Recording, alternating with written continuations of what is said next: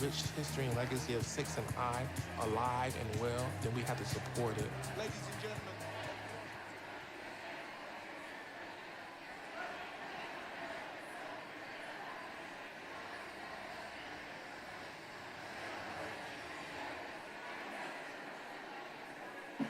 Hi, everyone.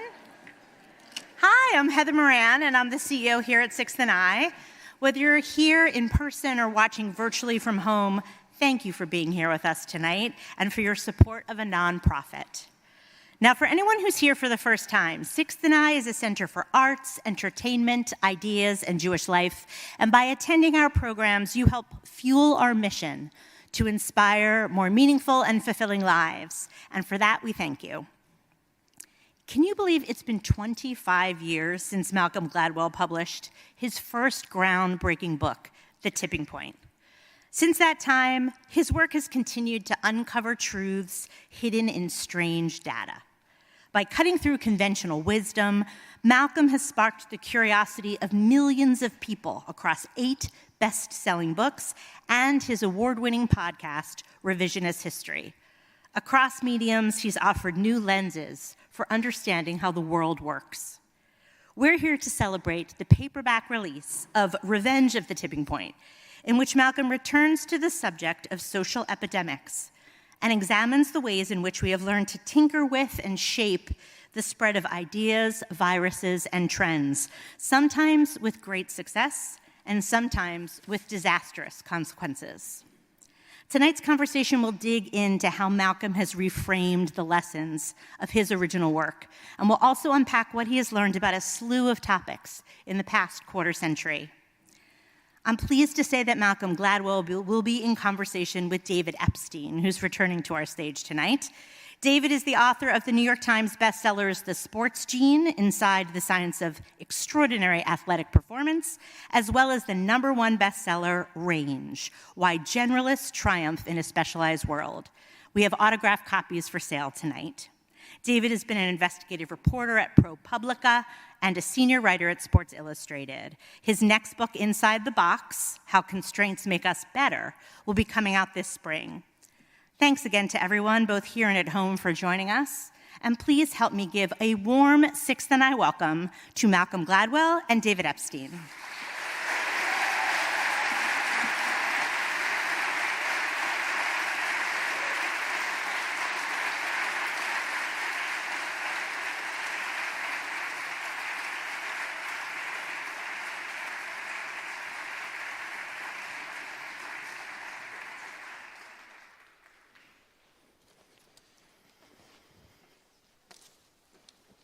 Thank you.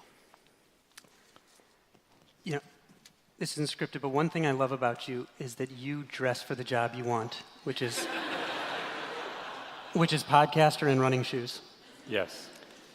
I want to start with a tough one. Speaking of the running shoes, what is your fastest mile time after the age of 50?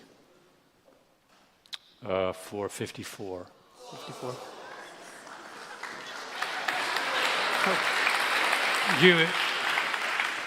You know, there's no, if you're as old as I am, there's no greater form of flattery than referring to my athletic accomplishments. However, fair enough. However, you told me just a few minutes ago, that is not your proudest accomplishment. You told me what your proudest accomplishment was. Can you share that with the audience? Because I thought it was very Gladwellian. The Sixth and I of New York City is the 92nd Street Y, and I am #2 all time in the number of events done at the 92nd Street Y. You are like the most Jewish person I know. No. The question is, so I asked David, who do you think is #1? #1 is #1 by a long, I'll never catch him. But I am pleased to be, I'm the top-ranked goyim, because #1 is...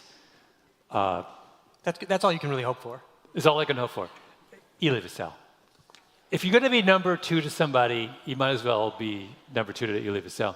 But I am enormously proud of my, and I'm hopeful. He's at like 135, and I'm at like 41. So that's like he's like the Cy Young of the 92nd Street. You can't even hope. If I go till 90, I could do it. I think I could. If you go till 9, I believe in you. Give it a go. So to shift to a more serious topic, your work, in my estimation, has gotten darker, I think. The Revenge of the Tipping Point is very much about bad tipping points, about fraud, about opioid epidemic.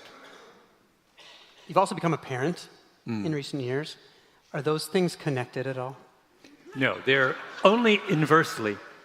I am way happier than I've ever been in my life, but I now write about dark things, maybe to kind of compensate. When I was in my 30s, I wrote about happy things, and I was profoundly unhappy. So when I was in 30s, I wrote about, yeah. So it's like, I don't know, it's like you gotta like, you don't want to, I don't feel like my writing should necessarily reflect my inner emotional state. But have you been seeking out, I mean, Talking to Strangers I thought was darker than your previous work in some ways. Revenge of the Tipping Point I think is darker in many ways.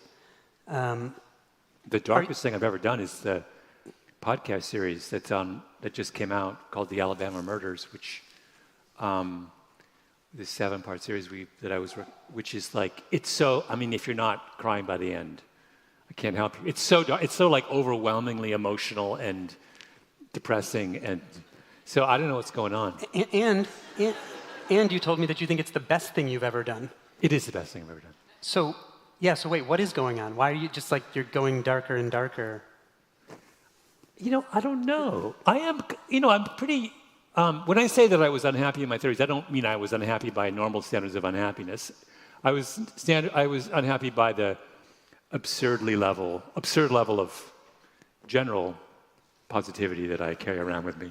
I'm not I don't know. I'm not like, I wake up every morning happy. So I don't know why maybe they're more interesting, these stories. Maybe I don't really know the reason. The Alabama Murders one, I thought it was going to be, I didn't think it was going to be as dark as it did. It just got dark. Sometimes, you don't always control these, you don't get to pick your stories. You really, like they kind of happen to you. So maybe it's just a coincidence. I don't know. Speaking of your general absurd level of happiness, I remember once asking you, after I'd had a book that was kind of unexpectedly successful, if you ever worried about chasing your own success, like competing with past Malcolm. I don't even think I asked for me. I was like, do you ever? I didn't say I was implying myself. And you just went, oh, I have none of your Jewish neuroticism. I have a Jamaican's joie de vivre and an Englishman's like stiff upper lip or something like that. Yeah, it's true. So that's just your sort of mode of being. My dad was a modeled denial for me and repression. And my mom modeled, like exactly, West Indian joy. It was the best combination, repression and joy on both sides. Why would I go down the neurotic route? I think you just solved it. You just solved Jewish neuroticism. Why do it? What's the point? Although it's much, there was a time in my life when the moment of greatest semetophilia, when I went into Freudian therapy. You just used semetophilia on the record. I appreciate that. And going through, I did therapy, I did 3 days a week for a while until it bankrupted me. And it was the single most interesting thing that I've ever done in my life. It was so interesting, but I had to stop. I mean, because it takes over your life. But it was like, going down that road of exploring your own is intensely fascinating to me. It's not that I'm uninterested in the unconscious. To the contrary, I did that thing, and it was like mind-blowing. What did you discover that you normally wouldn't want to tell a group of 400 or 500 people? Well, what happened was what was fascinating, and it's very hard to describe this with a straight face, but I feel like my unconscious began to perform for my therapist. So normally, I have these very prosaic dreams. And, they're the kind of boring, kind of problem-solving dreams that everyone has. And then when I was in therapy, my dreams got like florid and baroque and elaborate and densely plotted. And I would relate them to my therapist. Every week it was like a bigger story. You're not going to believe the dream I had last night. And then, like, my unconscious, like, rose to the occasion so magnificently. And I was like, after a while, you're like, okay, so this is, I don't know whether this is real. Like what's going on here? Like, what is this thing inside me that's decided that performing for Dr. Mazan is, like, high on the list of, like... Fascinating. And why did you actually stop? Because I don't believe it bankrupted you. Well, David, that's a very nice thing to say about me. Well, because it was taking over my life. I mean, you can't... If I didn't... There's all kinds of things I would love to do if I had neither a family, a job, or a wife. One of them is going back into therapy. Because I would have time. Like, if you removed all of my worldly obligations and I could just commit myself to therapy, then, yeah, it makes sense. But it doesn't make sense if you have other stuff going on. Like, how do you... It's overwhelming. It's like, it hijacks your brain. Your performative unconscious is competing for life with you. And I was, like, trying to project. So I was, like, 2 years in, and my unconscious was already, like, at, Pavarotti levels. I was like, well, Jesus, what happens, like, if I'm 5 years in, That's an amazing sentence. Like, that ChatGPT is going to spit out more interesting things tomorrow because of this transcript. So I want to talk about your conscious brain and how you come up with ideas, because we were just sitting in the back waiting in a lounge, right? And there's a plaque up there that says Leah Zuckerman, his family has been a friend of Sixth and I, and said she lived from 1880 to 1970 or thereabouts, 1881, 1972, I think. And you look at this plaque and immediately go, if you could have been alive for any 90 years in history, where and when would have been the best 90 years? And then you sort of went off. And to me, it just suggests, like, when we used to run together in Brooklyn, like I have a lot of ideas. But we'd get stopped at a street light, and you'd be like, oh, God, don't get me started on traffic. This traffic pattern is, like, insane, and we could fix this. Or, like, I'd be like, I have the sniffles. And you'd be like, the 1918 flu is my favorite topic. You seem to be who you seem to be publicly. Like, you wanted to have a discussion. We spent the time until they called us out talking about what would be the best 90 years to have been alive. Yeah. Well, it's like when Steve Jobs would, like, walk into a place and be like, that's a great product, but the design is off. Is that like you with ideas? You're, like, looking everywhere? No, first of all, this is specific to our friendship, that we are kindred spirits. You're willing to go down any rabbit hole. Like, you do the same thing. Like, so you and I understand when I'm with you, I'm like, oh, I can say whatever I want. David's going to be into it. Like, it's your... So there's that. I feel freed. True. I learned a lot about traffic after that. And the 1918 flu. I feel freed in your presence. I'm also an old dude. I didn't have a lot of ideas when I was young, but I'm old. I've been around. I've seen, like, a lot of stuff. That helps. And there was a crucial moment when I spent 10 years at the Washington Post, and it was a crucial moment at the Post, and I credit newspaper journalism for this. When you go from this model where you think ideas are rare to you realize that ideas are everywhere. So you start out thinking there's a limited number of stories where all of us in the world of journalism are in competition for that limited number. It's zero sum, right? And then there's a certain moment when you realize, oh, no, that's exactly the opposite. Most stories never get told. There's so many out there that, like, all you have to do is, now, I've started this practice, which is where the Alabama murders, so this Alabama murders thing that I did, that we did, which just dropped a couple weeks ago, which I'm really proud of. It started because a friend of mine said, oh, I have a friend named Kate who's really interesting. You should talk to her. I was like, okay. And so I called up Kate and I said, Steven says you're really interesting. I should talk to you. And so she said, okay.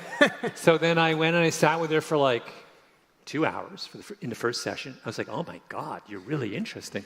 And so I just started, I did 5 sessions of 2.5 to 3 hours with her and a mountain of tape. And in the 4th session. Wait. And this started with just she's really interesting, not like a topic about which she is interesting? Just like well, she's someone.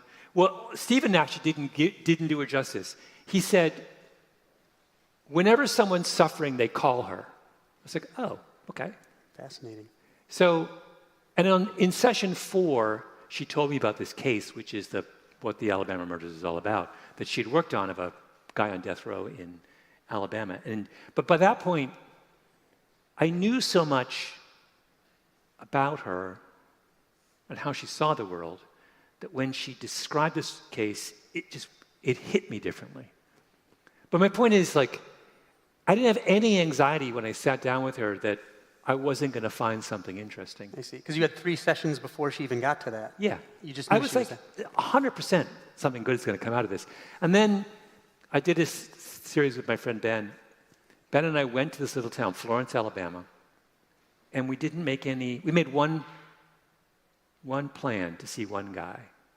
And Ben was like, we're going for 3 days. You made one appointment. I was like, oh, it'll be fine. And he's much younger. He was like, nervous. And I was like, don't be nervous. So we get there, we see the guy, and then he's like, what do we do now? I was like, oh, we're going to go to a coffee shop. We go to the coffee shop. Some guy comes up to me and says, are you Malcolm? Yeah. What are you doing here? I told him. He goes, oh, you should see my friend Grant. So I went to see Grant. Grant told us everything. Like, that's the way the world is. It's not like, it's just literally the way the world is. Like, and I didn't realize that when I was a kid. Now it's like, oh yeah, you just go, like there's another time we were on the phone, we went to see some other guy. We're in his living room. This is on our second trip there.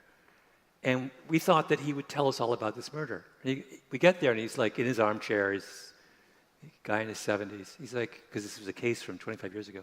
He goes, actually, I don't actually know anything about it. I had some very peripheral involvement. We're like, oh, we came all the way from New York to Alabama. And he goes, he sort of pauses and he goes, but my friend knows a lot. And then he goes, he picks up the phone. I got some guys here from New York City want to talk about that case. Like, come on over. And we went over there and like, guy told us everything. Like, that's the model of the way the world is. And I didn't understand that for years and years and years. So it's just it's really a kind of shift in perspective. I mean, so that's like shoe leather reporting. Like you're going out there, you're putting antennas way out into the world, and then... It's so, shoe leather reporting, the thing is that they always tell you that people who do it in a self-protective way make it sound like it's really hard. And you got it. I mean, I spent months on this. No. You didn't spend months on this. Shoe leather, that's the easiest kind of reporting. If you actually go and knock on someone's door and sit down with them, they'll tell you everything. That's not, what's hard is emailing and trying to, or Googling and trying to find out what's going on. That's hard, right? So anyway, yeah. I mean, that's interesting because you show up in places and you don't have to. Like, I think didn't you fly to a cemetery in the Arctic, like just to see it, even though there was nobody there to talk to? Well, I wanted to go to Norway, and that was when I worked at the New Yorker, and they had a lot of money, and I pretended that there was a reason. I really wanted to go to Norway. Never been. So I pretended, I was like, I got to go to Norway. And that was a time before when, there's always a moment early on in a news organization when they have very lax controls over spending. And that's when you have to pounce. And there was a rule at the New Yorker that if you were flying longer than 5 hours, you got to fly first class. So I was like, how far is it to Oslo? And it was like, 6 hours and 50 minutes. I was like, all right, let's go. You just reminded me of a joke about Superman, which is that like the most unbelievable part of Superman is the financially stable newspaper. Yeah, that's right. So I want to talk a little bit about storytelling. I have a view of a fundamental unit of your storytelling that in Gladwellian fashion I will call a Gladwell, where you begin to tell a story. Sometimes you tell the whole story. Then you back up and you give people a tool, like a new set of glasses. And then you come back to the story or you retell the story, and they can no longer see the story in the same way. Yeah. And that to me seems like a Gladwell. That's the fundamental unit, I think. And then you stack those. And so in Revenge of the Tipping Point, for example, the opioid crisis, which I had read plenty about, but I had no idea. I mean, you have a stat in there that's like 10% of the OxyContin prescriptions were written by like 300 or 350 doctors. And when Purdue Pharma and McKinsey realized that, they said, we don't need to market widely, we just need to hammer on these people. So this is like a negative tipping point.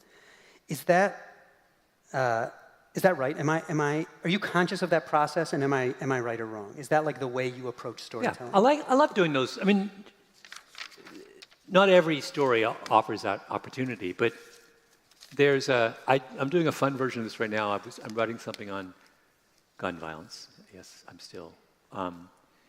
And I'm doing a chapter on the Heller case, which is the landmark Supreme Court case that basically overturns a gun control measure that had been in D.C. And it's the case that sets the stage for the kind of rout of gun control laws around the country. And the Heller case is all about the justices arguing over the grammar of the Second Amendment. And it's if you read it, if you listen to the oral argument, it's absurd. They're literally just talking about absolute clauses, initial being clauses, and operative clauses and their relationship. And you can't really believe, so in this chapter, I give you the conventional account of Heller, and then we talk about initial being clauses and absolute clauses, and then we go back and we do Heller.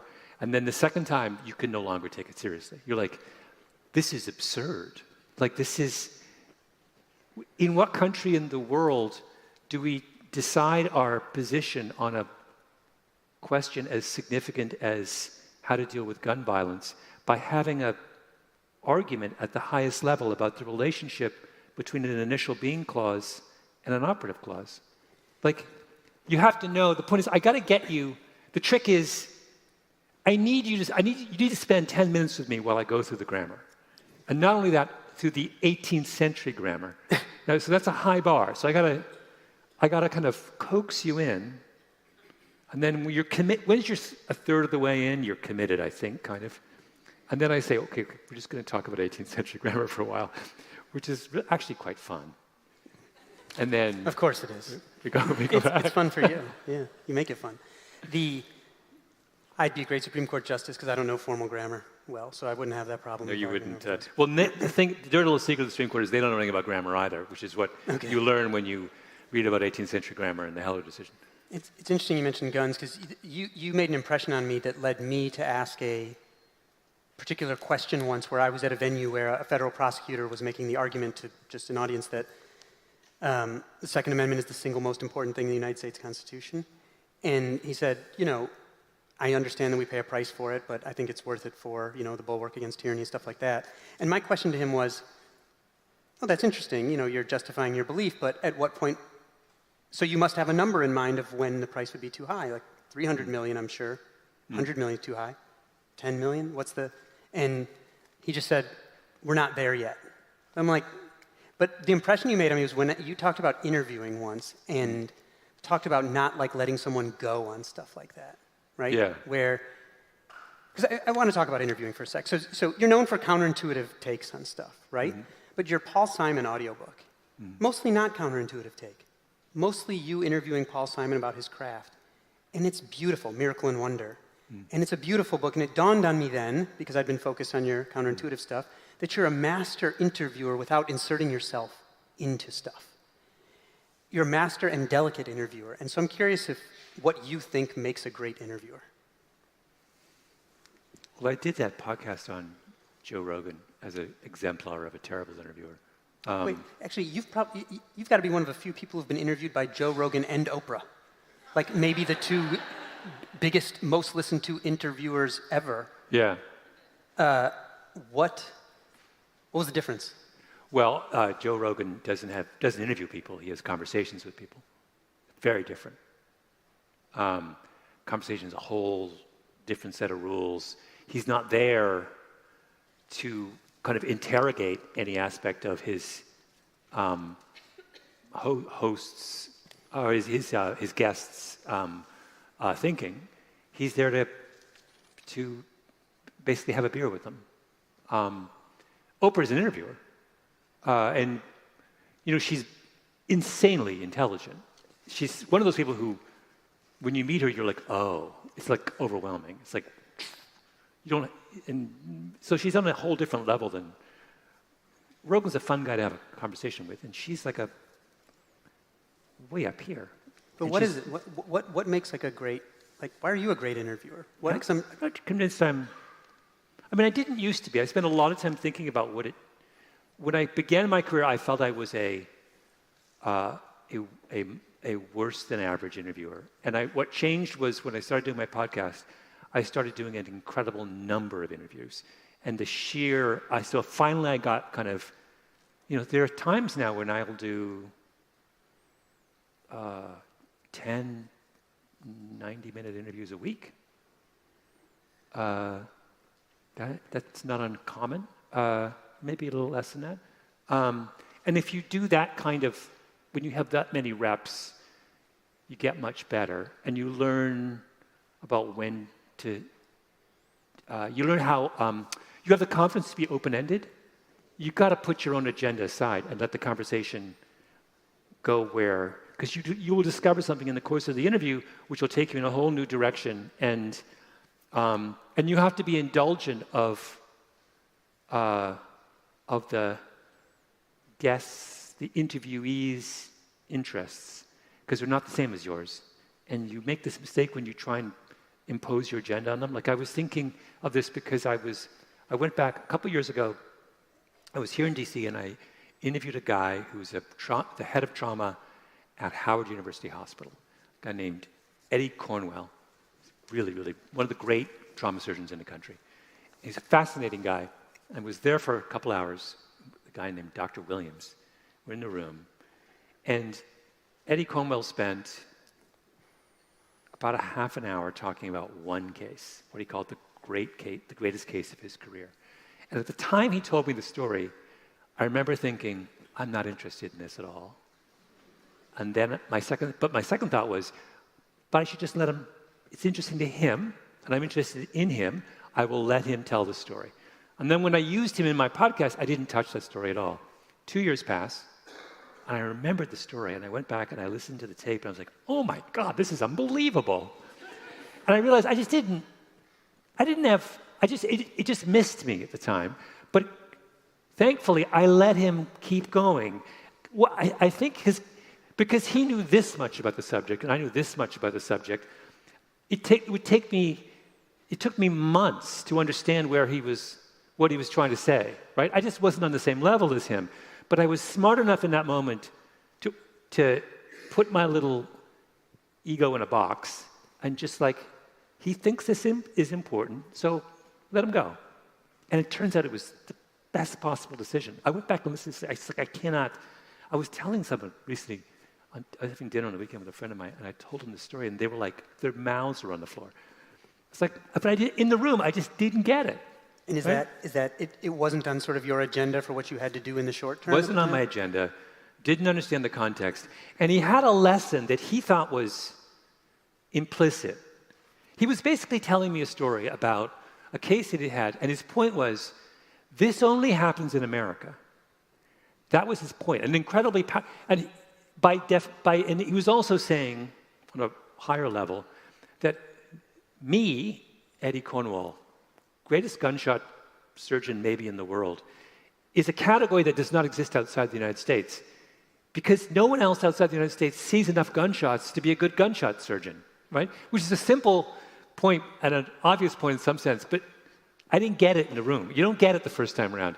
And that's what he was saying. He was like, this is what's so fucked up about this country, that I exist, right?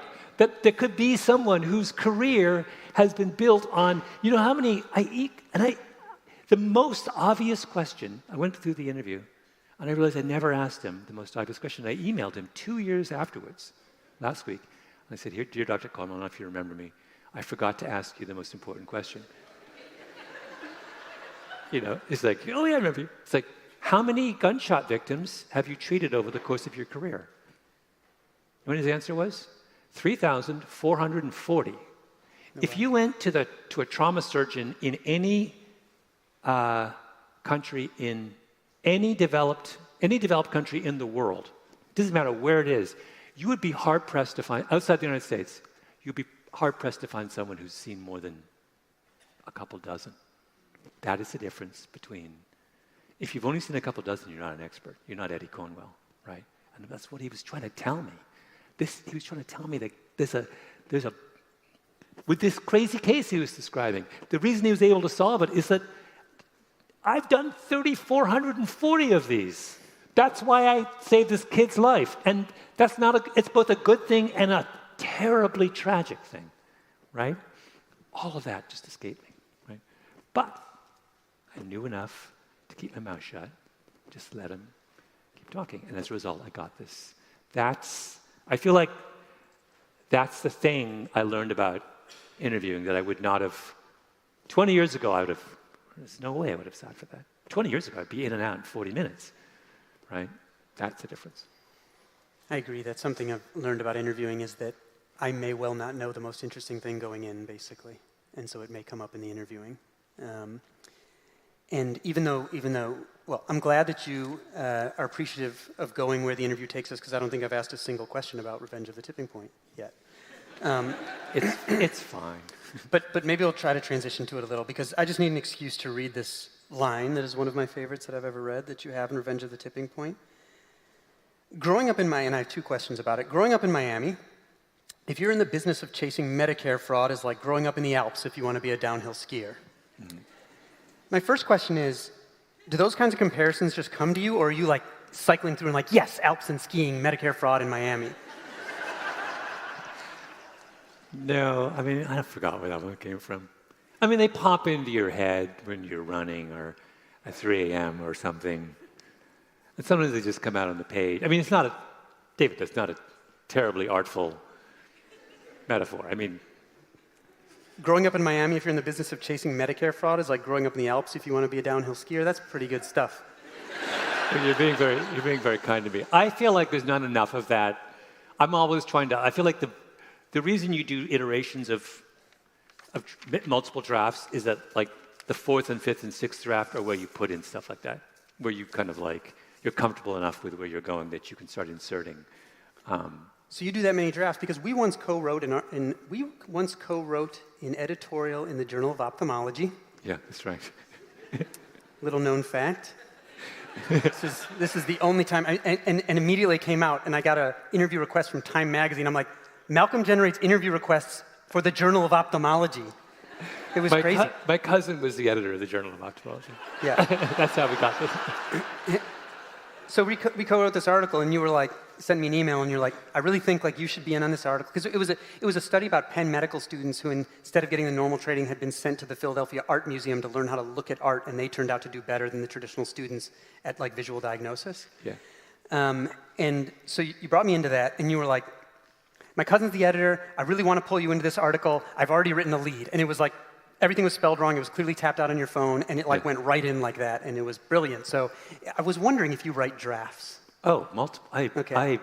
Because that one seemed like it just, I mean, it's an editorial in the Journal of Ophthalmology. That was an illusion.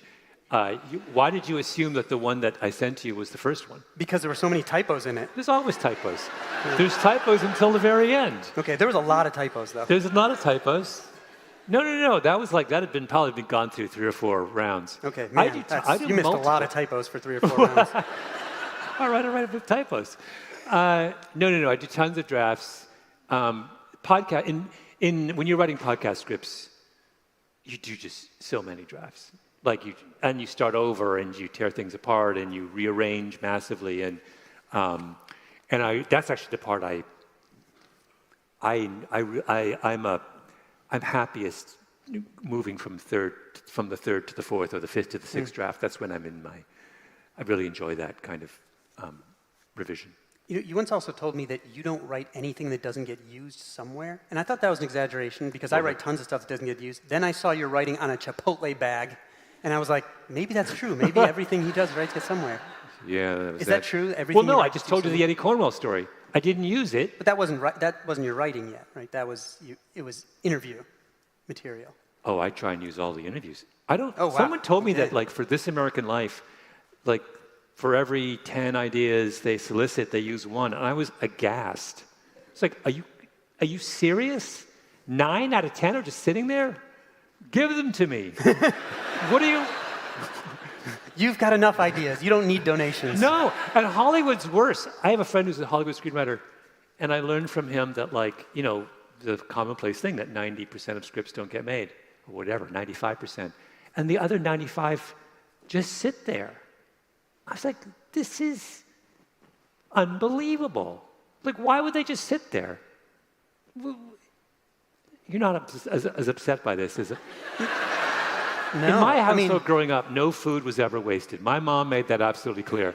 And I continue to have that position when it comes to ideas. Okay. You don't throw out ideas. You give them to the dog at the very least. But I mean, you must find ways to make them serviceable. Like you had an old revisionist history that was about whether you should donate to like Stanford or smaller schools that were servicing like a more diverse community with more needs. And you're like, this is just like the difference between basketball and soccer. In soccer, it's a weak link sport. Your success is determined by the worst player on the field. In basketball, it's determined by the best player on the court. And so those things don't usually seem related, right? So I wonder if the reason you don't get rid of ideas is because you're like, I don't know about this college donation story, but if I connect it to this, it's fascinating. Is that like why you're able to use all of your ideas? This is called a flat associative hierarchy, by the way, that you see everything is related. I think I have a flat associative hierarchy. You do? You have like the Death Valley of associative hierarchies. No, I mean, but a lot of times, the thing is, the trick is a wrong word, but, people think that when you want to associate two ideas, there has to be significant overlap between them, otherwise it's not plausible. But my point is, no, there doesn't have to be. It's not interesting to say, here's how this apple differs from this apple. That's not interesting. What's interesting is if you take a pomegranate and a melon, and you say, they actually have a surprising amount in common. Now we're all listening. It's implausible. Like, what are you talking about? One's a pomegranate, one's a melon. Like, no. You don't get it, right? You have to. What's interesting? You don't want to make it crazy, but I think that there's far more room to draw analogies between things than people realize, and it's just about the confidence of the storyteller. The biggest problem storytellers have is, this is actually a thing that I'm obsessed with. When you read a thriller or you go to a movie and there's the movie, or you're reading like a mystery story, and you're like, oh, Joe Smith did it. And you think so this is the resolution to the story. And then you realize there's like 50 pages left. And then when I'm in that situation, my heart sinks. Because I'm like, you ended the story, but you clearly had no confidence in simply saying, oh, it's over when Joe Smith did it. You had to come up with some other fakakta thing about, and like, why isn't Joe Smith enough? What's the matter with you? Like, why did you write this book if you had so little confidence in your ability to resolve the plot? Same thing when you go to the movies, and like, they have 5 different endings. I'm like, that's because some studio executive watched the first draft and said, I think we need more here. And why? Because they were scared. And when you watch that movie, you can sense their fear, and that ruins the experience. Storytellers need to have confidence. They need to have confidence they can pull off, they can say, pomegranate, melon, bear with me. We're gonna explore the things they have in common. Don't be scared. Okay, because I want to ask you a question about fear. When I was at ProPublica, I wrote about drug cartels for a while. My first book was about genetics. I was getting my resume ready in case I got booted out of the industry. I thought I was being kind of brave.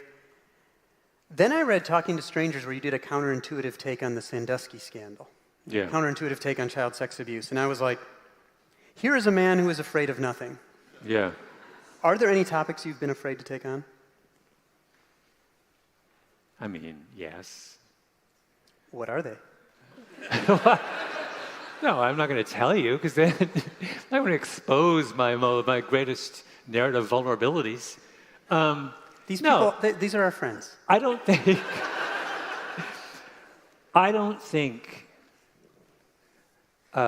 You're right. I'm a little less worried about this kind of stuff than other people are. Mostly because I've been involved in so many controversies over the years and I've realized it never sticks. Like, as long as you don't... The thing that's bad is if you reveal yourself to be someone without character. But it's not bad if you reveal yourself to be someone who is curious or adventurous or willing to be counterintuitive in some way. That's fine. I don't think... But people pretend... people are like... The world of... People have gotten... there's a lot of scaredy cats now in the media. And I find it kind of depressing. Like there was an incident... I remember this because I was there the next day. If you remember when Ta-Nehisi Coates goes on one of the network morning shows, and the host of the morning show asked him, basically said, the argument you make in your most recent book is the kind of argument that would be made by Hamas or something. And they have this back and forth, very spirited back and forth. And Ta-Nehisi Coates defends himself brilliantly, I thought. And then afterwards, there's this huge hullabaloo, and then the host is reprimanded for being rude, and blah, blah, blah. I'm like, what's the matter with you people? Like, first of all, it's insanely insulting to Ta-Nehisi Coates to suggest that, oh, someone asked you a tough question, we got to run to your defense. No, he's an insanely smart guy. First of all, he relished that. Secondly, he hit the ball out of the park. Thirdly, his book sales spiked after that interview. He was happy to have somebody actually engage him on the level of... And B, why do we think that there should be an interview that is with someone who's writing a book on a series of very controversial subjects when questions that are related to those controversial subjects are off the table? Like, is that the society we're living in? It's insanity, right? So I just don't, I don't want any part of that nonsense. Do you think that's because...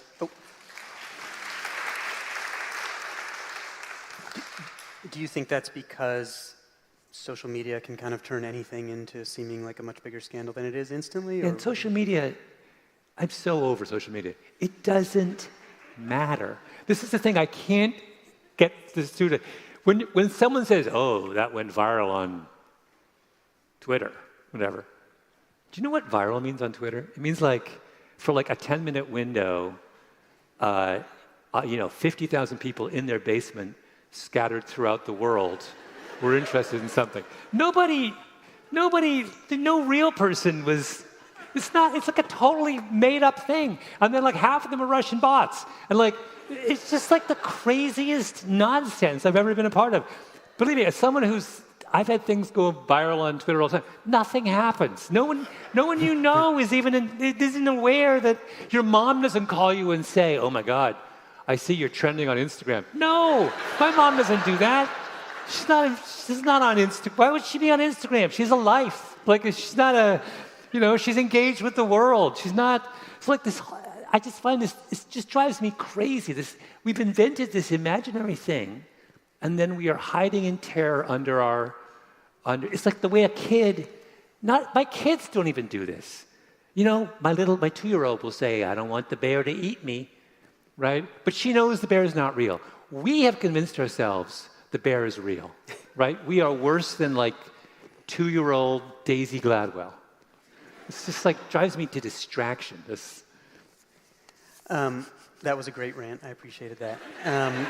No, but it's true. It seems so much bigger when you're immersed in it. And then if you step away for a while, it feels like such a small part of life. It always blows over. I want to read something that is in some ways one of my favorite pieces of writing. I'm sure people here have read a lot of your work, but I'm going to guess they haven't read this. And technically, I actually don't know you wrote this, so this could be embarrassing, and stop me if you didn't actually write this. Wait. Where is this going? You're about to read something. There's no byline on it. There's no byline on it.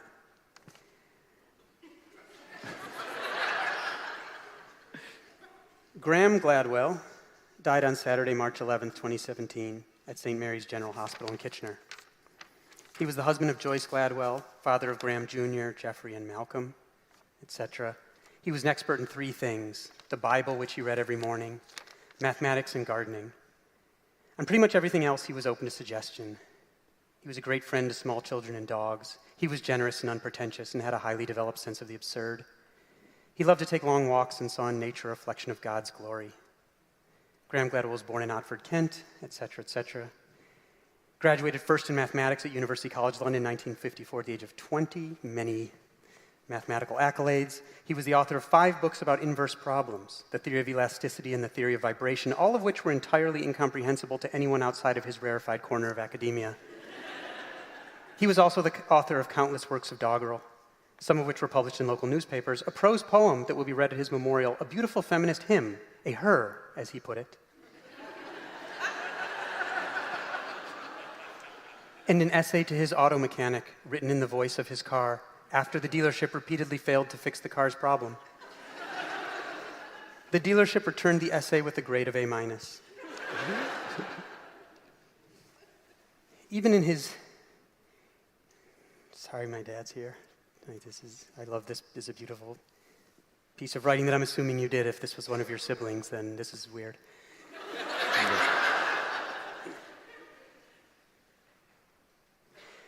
Even in his final days, he brought humor and joy to all those he encountered. He would have been amused by the fact that the date of his death was a rare sequence of 3 prime numbers, the 11th day of the 3rd month of the 2017 year. I just think this is a beautiful piece of writing. And I was wondering if you could just tell us a little bit about your dad and how you approach writing an obituary about your father. Mm-hmm. Sorry, I'm also a little... I met this guy recently named Joel Zavote, who I'm now doing the thing of meeting up with him and talking to him without knowing where it's going. And he's an intensive care specialist. He sees more death. He sees five deaths a week. And he said this about, he's very interested in death for obvious reasons. And one of the things his list of things he wants to talk about with me, and one of the things he wants to talk about with me is obituaries. Because he says the obituary is the only literary form where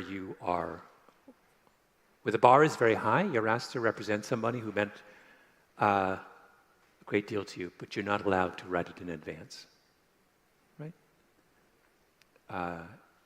And I thought that was really an interesting thing. And I went through that exact thing with both the speech I gave at my father's memorial and that obituary.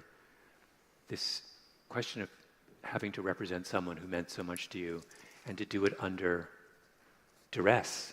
You are not just, you can't do it in advance, you have to do it at your lowest moment emotionally, which is another one of Joel's points. It's a weird, a profoundly strange literary form. And particularly in the case of my father, when he was this enormously fascinating, deeply amusing guy. Was he weird? You can't call your father weird, even though your father might be weird, right? Because you're so involved with him on. He was someone who, I realize as I grow older, I realize how much I have in common. This is another thing I always say about him. My friend Joe Riceberg wrote this about his father. He said, "My father died 25 years ago.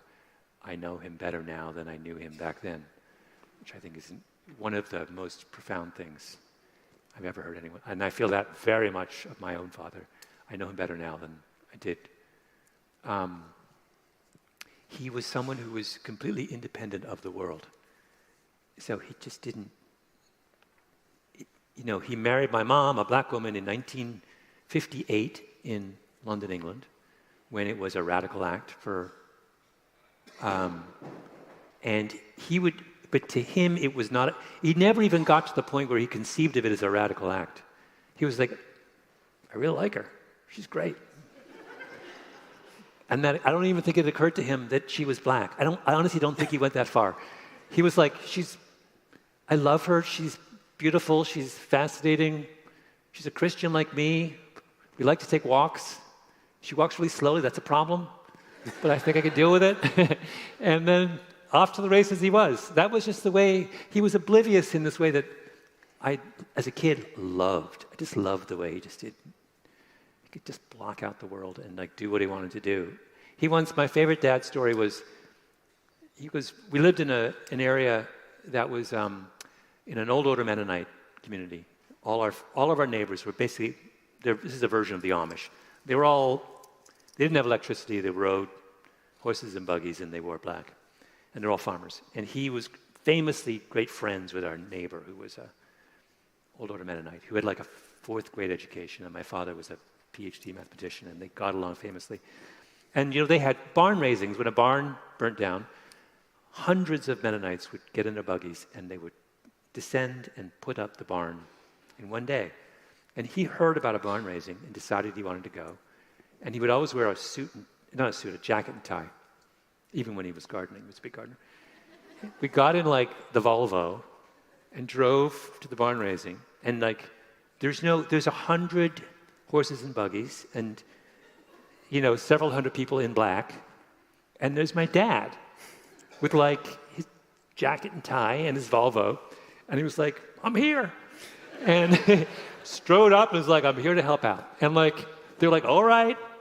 And he had so much sort of self-confidence in that part of he was like, no one's going to think it's weird. They need help. And like, I would never do this in a million years. But he just had that kind of like self-confidence, right? It never occurred to him that there was going to be any kind of social embarrassment or awkwardness associated with a math professor showing up at a Mennonite barn raising. And he didn't even know what to do. They just put him to work, and he just lugged large pieces of lumber from one, and we were there all day, and we were there as kids just watching, and then we went home. Like that's very Graham Gladwell. That's a beautiful story, and I wonder, you said you wouldn't have done that, but I feel like you probably did take that. You said he would block out the world and do what he wanted. And when you were talking about social media, it's not real. I feel like maybe you took that from him, blocking out the world and doing what you want. A little bit. And I don't just mean wearing running shoes. I mean in your stories. Yeah. And by the way, I kind of think we should write, it's morbid, but obituaries in advance. Because like, when I think about my father, my first book was about genetics, so I signed up for all the genetic testing companies back in the day. And they would tell you like, oh, you got a likely third cousin, whatever. Do you want to meet them? No, whatever. And then one day I got a message, we've identified a likely father. And I was like, oh, wow. Like, this could change things. Do I click on this? And it turned out that I had just been talking about my interest in genetics, and he signed up for the service without telling me. Right? Like, I think you want to... Just because I was interested in it. Because I was interested in it, he did the thing. And so, yeah, when I think about what I'll write about him someday. You do. Your father is here tonight. You do look... I remarked this to your father at the reception. You look so astonishingly like him. Lucky for him. It's one of those, and I was saying to him that I think there should be a word, there's a kind of pleasure that we get as human beings when we see generational resemblance like that. I just get a kick out of it. And I have this thing when I meet someone, I need to know about their parents. It's the first thing I just need to, even like back in the day when I would go on dates, I just need to get the parents out of the way. Let's just, like, what do they do? Where are they? What do they look like? I can't, that and where someone grew up are like, I need to know those facts to kind of place them in the universe. And I had this other theory, which is, I've thought about this a lot. Actually, what I'm interested in is grandparents. Because there's too much noise with parents. Like, you know how because you do this thing where you say, oh, does that remind you of your mom? And you go, yes, that reminds me. But like, no. There's so much complication in because you're so directly tied to your parents. What you really want to do is look at where you get a real picture is the four grandparents. You got to line them up, and you got to say, and I do this with my own kids now. I'm like, all right, let's not play the game of how they like me or my wife. Yeah. Let's play the game of like, because they have four. My kids have my dad, who you've heard about, my Jamaican mom. They're on the other side. Their grandfather is a black guy from the South, from Jacksonville, moved to Harlem, and their mom is Jewish, from Brooklyn. So like, wow, like we have choices. You know, when one of my kids does something, I have like, oh my God, we got a lot to choose from here. This could be, I see a little bit of Brooklyn, I see some Jamaica peeping up there.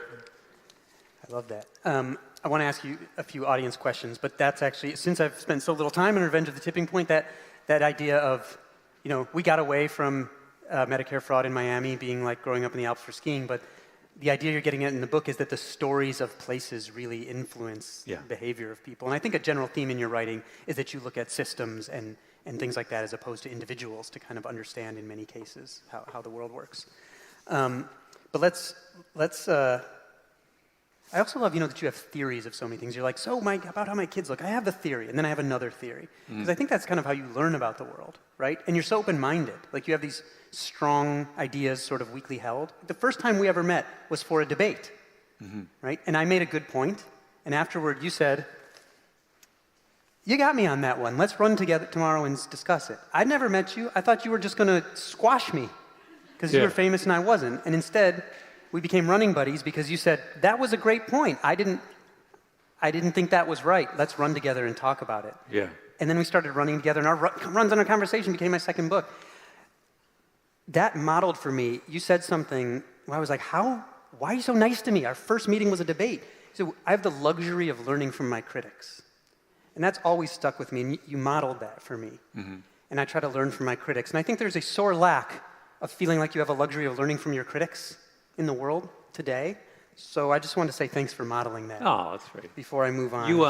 You're also very fun to run with because there's always some crisis. It's always hilarious. I don't know if you're aware of this fact. There's like, Tell me. David is a brilliant runner. Let's just be clear, very highly talented. But there's always some kind of like the knee, the hit. Was it the shoulder? No, the hip. There's always something. It's always pushed a little too far.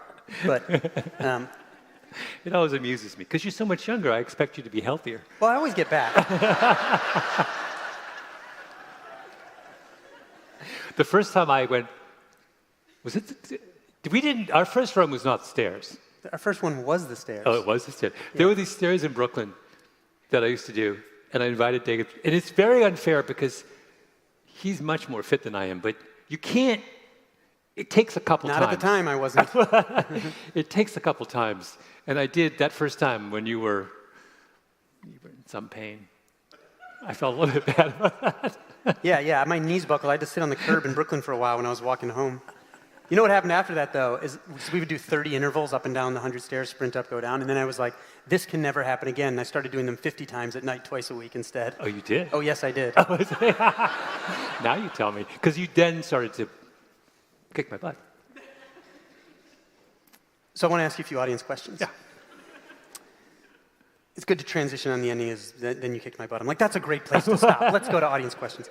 Okay, this one's from Robin. She says, in the book, in Revenge of the Tipping Point, you highlight many concerning issues from the admissions process at Harvard, which you write about being sort of using sports to, your argument is that they use sports to keep a certain like socioeconomic ratios in the school, to Medicare fraud in Miami.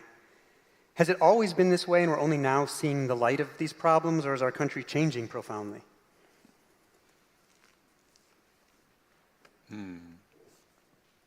Probably always been this way. I mean, I'm not of the thing. I don't think this is a great moment in American history, but I am reminded that, 50 years ago, 60 years ago, the country was in way worse shape.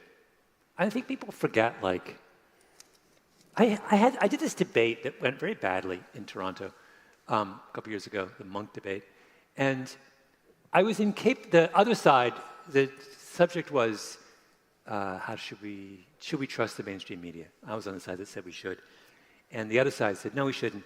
And the guy was like, who's making the other case, was like calling up that great moment when Walter Cronkite was, that great moment in American media is now all gone, and that's the problem.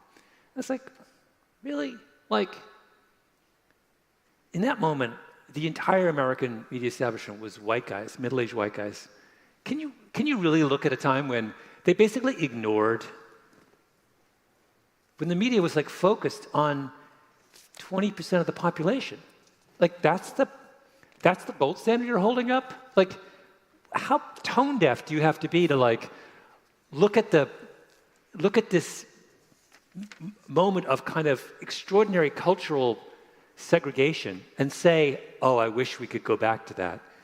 And I couldn't, no one bought this argument. And it was a source of I didn't make it very well, perhaps. Source of frustration to me, but people like are really blind to how bad things were 50 or 60 years ago. They threw Martin Luther King in the back of a car and they drove him halfway across Georgia in the middle of the night and in 1960, whatever it was, and people who worked for Martin Luther King, they thought he'd been assassinated by the state of Georgia. This was in my lifetime. Like, I mean, as bad as things are now, that's not happening to, I'm doing another project. I did this other, doing many things that haven't seen the light of day, but I was doing this whole thing on the LAPD in the 1970s. The LAPD in the 1970s was like a terrorist organization. I mean, like, in a way that no police force is today. Like, I don't know. I think we get carried away with this kind of, oh my God, things are terrible now. And we're just whitewashing the way things were even a generation ago.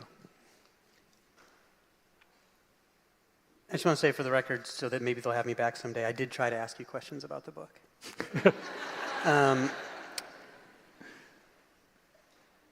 Here's a question from Charlie. For a reader who wants to apply ideas from this book in their own community or workplace, what's one habit or lens you hope we adopt? Or what is one common mistake you hope we avoid?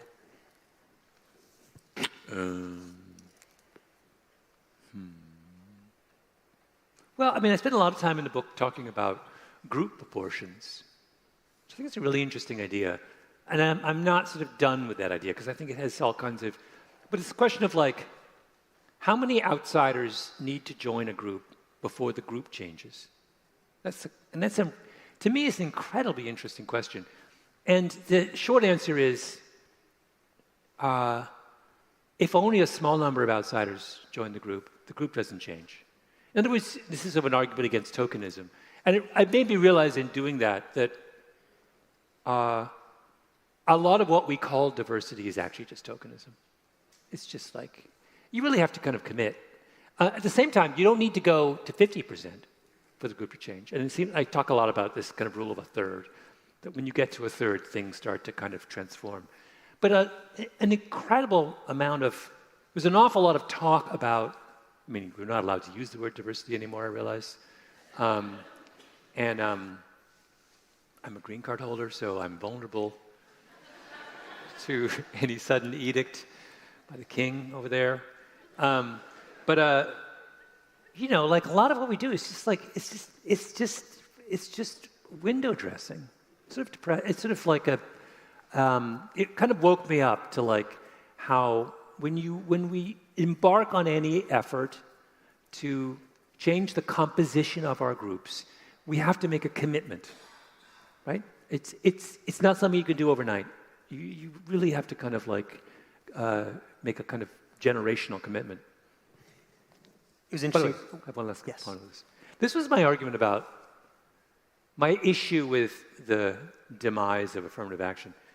I'll be honest, I was not a huge fan of affirmative action, very mixed feelings about it in many ways.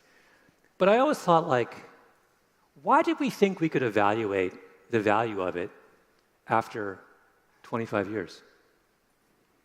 Like, surely you would evaluate it after 75 years. I realize that sounds absurd because we don't evaluate anything after that long. But like, surely what we're interested in is not what happens to the person to whom you give a special admissions break. What you're really interested in is what happens to their kids, right? Like, that's the question. Are you moving someone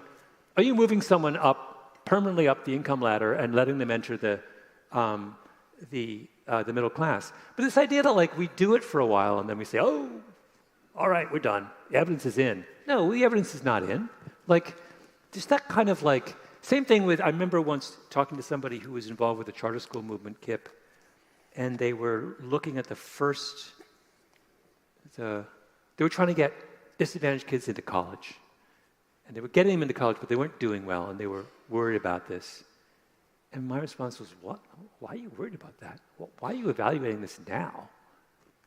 Come back to me in 50 years. If the grandchildren of those kids are doing really well, you will have done a massive, mitzvah for the country for the United States. So Jewish. You are so Jewish.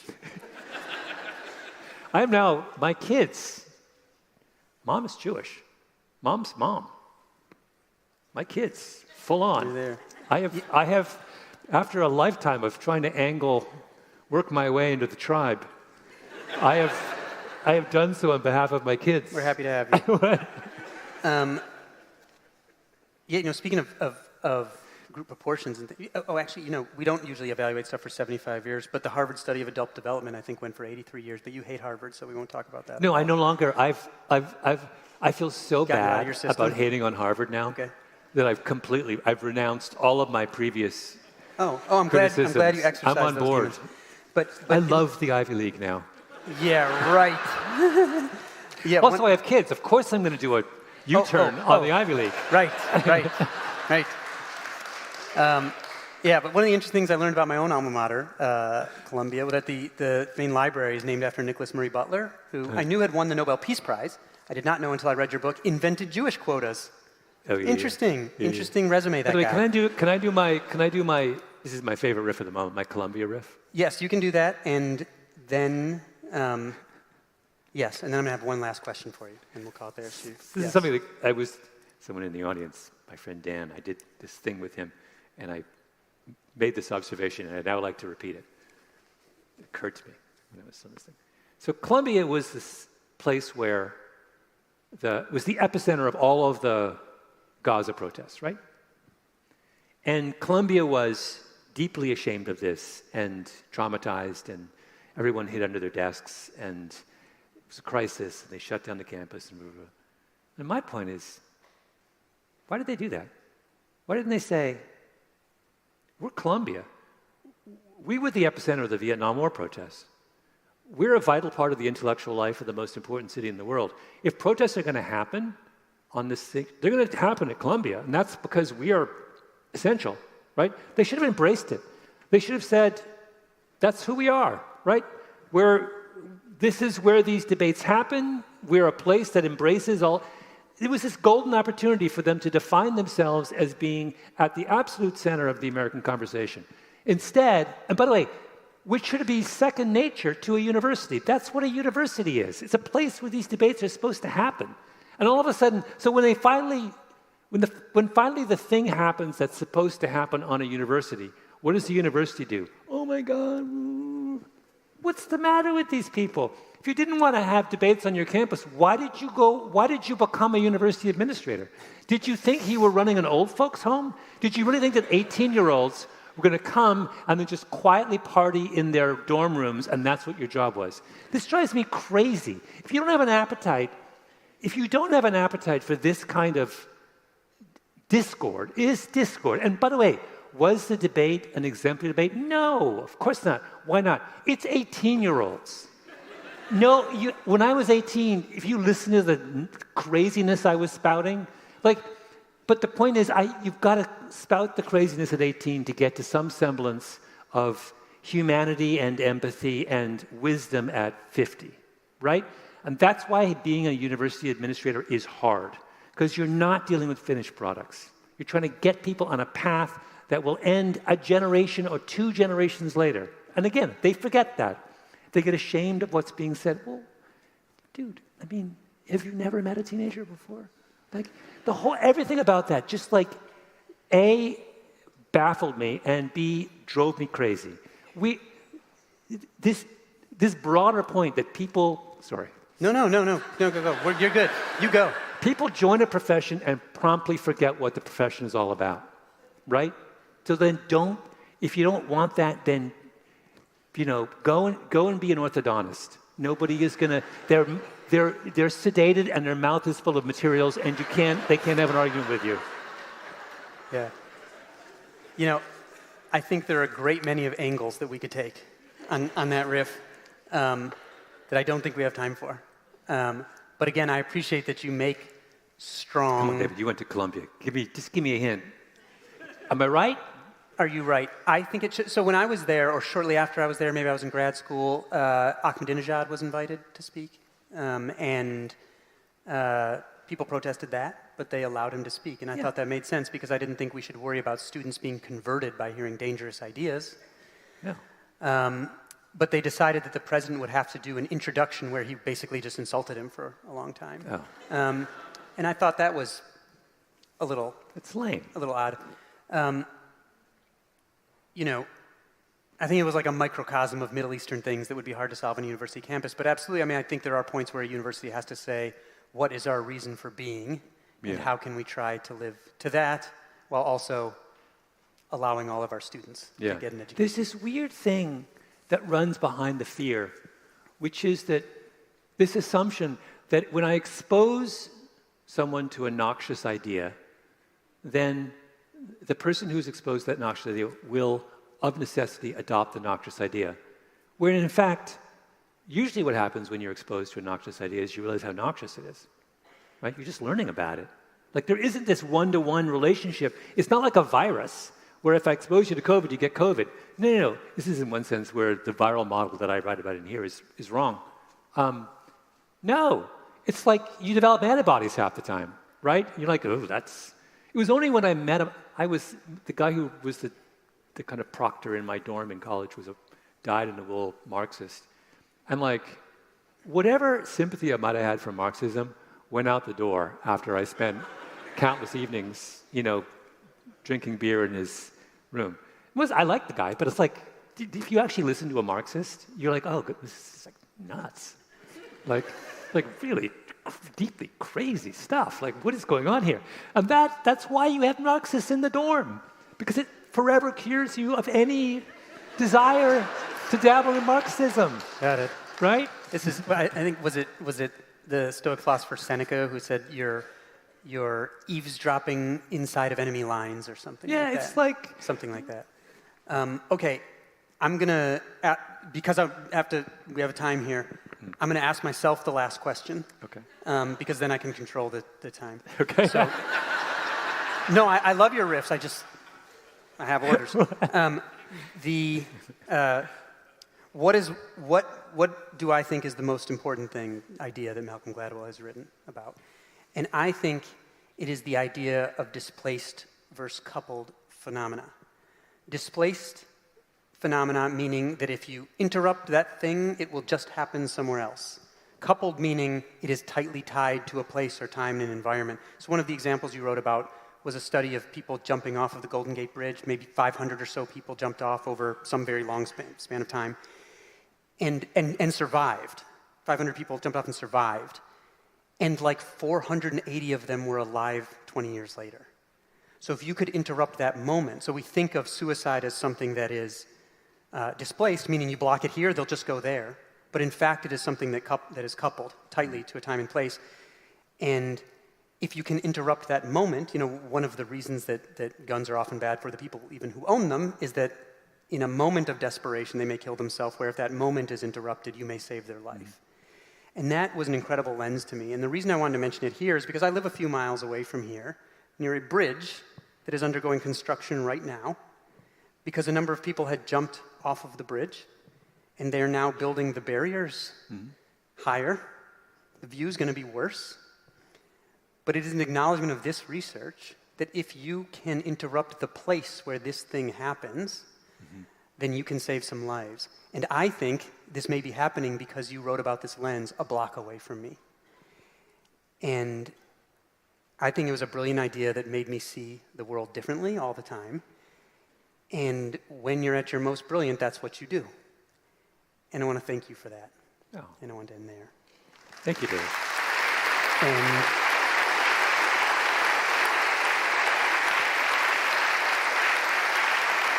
And I want to thank Sixth and I for having us, and I want to thank everyone for coming and for listening as well. Thank you very much. Thank you so much. Thank you so much to Malcolm Gladwell and David Epstein. Thank you all for joining us. If you could please stay seated while our guests make their way backstage.